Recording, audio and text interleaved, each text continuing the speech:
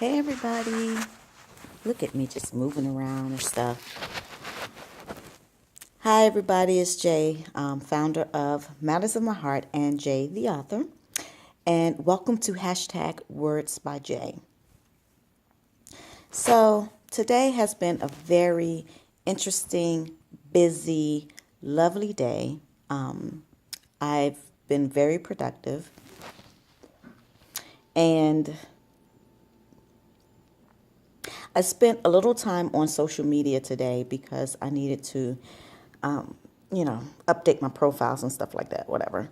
But here's the thing, I learned that I have an admirer. I'll call them that. The first word I was going to say was stalker on social media, but I'm going to change it and I'm going to put a positive twist on it. And I'm going to say I have an admirer. Now, who is an admirer? An admirer is someone who follows you around and says everything that you say and do everything that you do.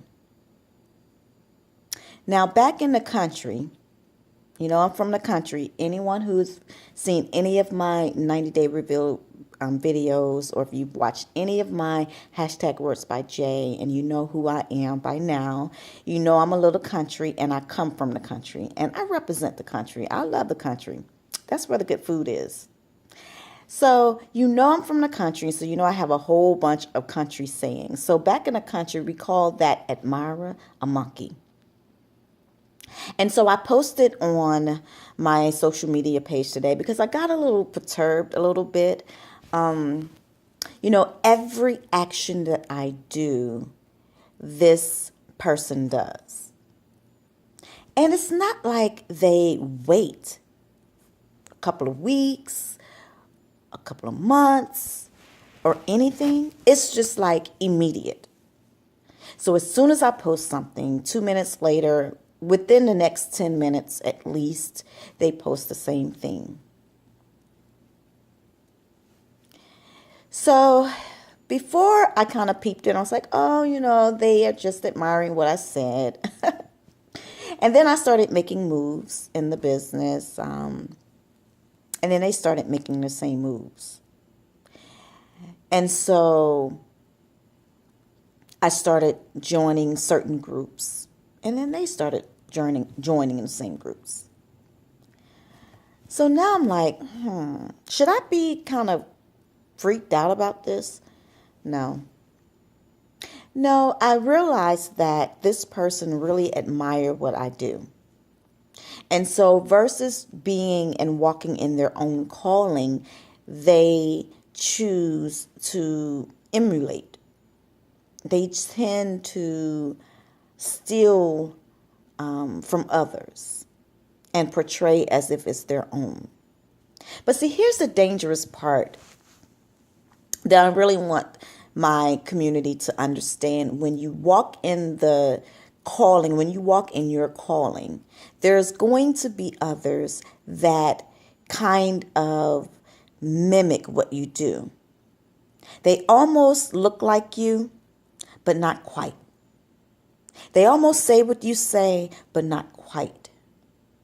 They almost do what you do, but not quite. They're not going to reap the same benefits. They're not going to reap the same blessings. Why? Because they're not walking in their own calling, and they're not comfortable in their own skin. But that's, again, the industry that I'm working in, the field that I'm working in, the expertise that I'm working in. I work with people who are hurt. And people who are hurt are not secure in their own skin. I'm not talking about them. I'm hurt myself. I have pieces of me that are broken. And so I know what I'm talking about. I know when I see it. I know the behavior of it. I have a PhD in pain. So not a whole lot can get by me. I know it. But not only do I know it, I know how to deal with it, and I know how to handle it. So let me get back to this person who chooses not to walk in their own footsteps. One of the things that you don't want to do is you want to look at someone and you think that their life is all perfect and you say, I want to be just like them. I would not wish my life on anyone because no one really knows what I've gone through. I mean, I shared some things about my life in my past and some of the things that I've gone through. But really, who would want to walk that life? Who would want that? Because where I am right now, yes, I'm in a better place. But it took me some years and it took some pain and it took a whole lot of work and a whole lot of prayer and a whole lot of stuff to get through and to sort through to be where I am right now. I found my voice, but I had to go through some stuff to find that voice. And so be careful who you emulate. Be careful when you're not walking in the fullness of who you are and whose you are and who you were called to be. Because you're not going to be as powerful. You're not going to have the same benefits. You're not going to have the same results. You're not anointed to be me. I'm not anointed to be you. I'm not anointed to be anyone else. But you know why I'm here? I think this whole situation and this whole experience for me is to really show me my true gift of helps. Yeah. I see things, I feel things, I go through things, all so I can learn how to really and truly and honestly and authentically and transparently, those are a lot of leads, right? Serve you. Yeah. I'm a servant at heart.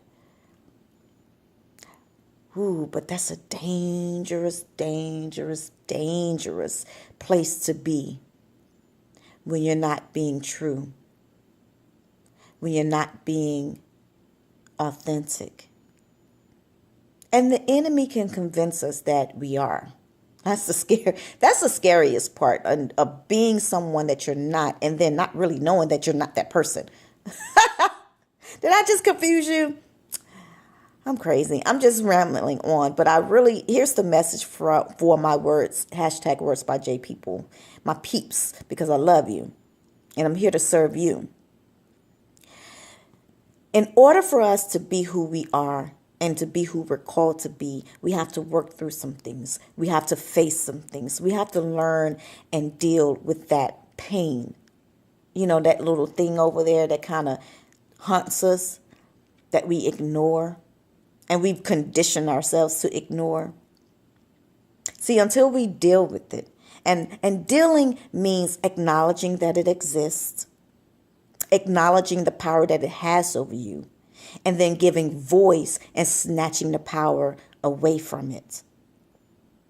That's a process and it's a journey. And that, my friends, is what Matters of My Heart is here to do, to help you on that journey.